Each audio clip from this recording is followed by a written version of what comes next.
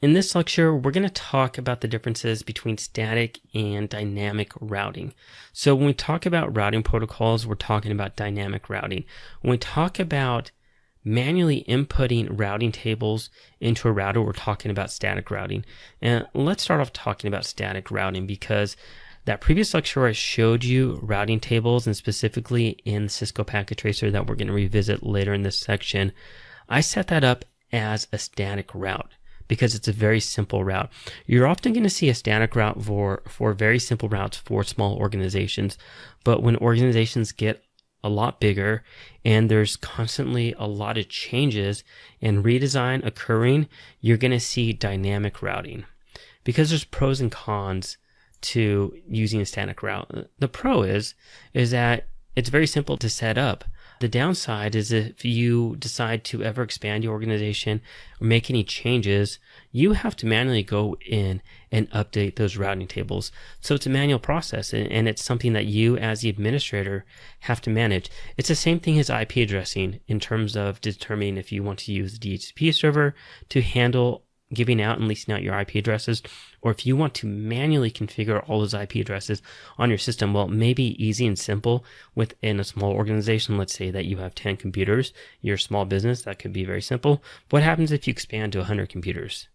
Then it becomes more difficult. And the same thing goes for routers. If we have 2 or 3 routers, it's not that big of a deal. But if we have 20, 30, or 40 routers, then it becomes a pain in the butt, and it's not easy to manage. So understand that static routing does not use, they don't use RIP version 2 or OSPF. It doesn't use routing protocols.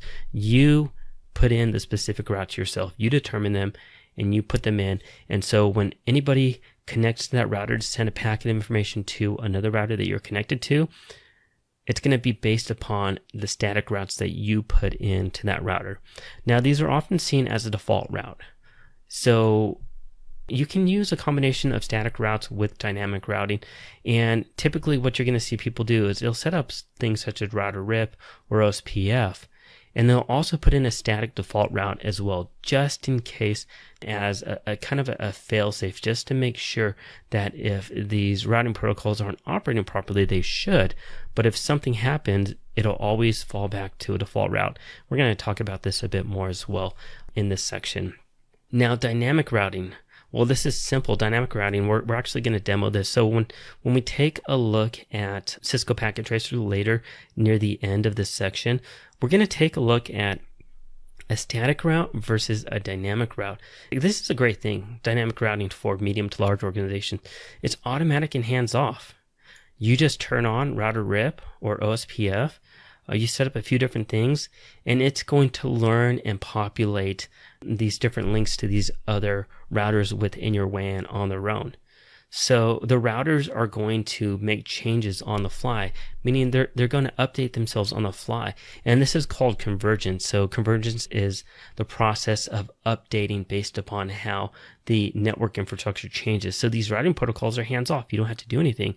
All the decisions are handled by the protocol. So once you have it up and running, once you have the initial configuration up and running, then they're going to handle it. If for some reason one of the routers go offline, or if you make changes, they're going to do these updates on their own. And the network, in terms of the different routers, they're going to converge in terms of having the same information within the routing tables. So that's the difference between static and dynamic routing. Just keep this in mind as we go through this section, because again, we're going to revisit this stuff within some of our live demos. So if you have any questions about this, let me know. If not, thanks for watching. I'll see you guys.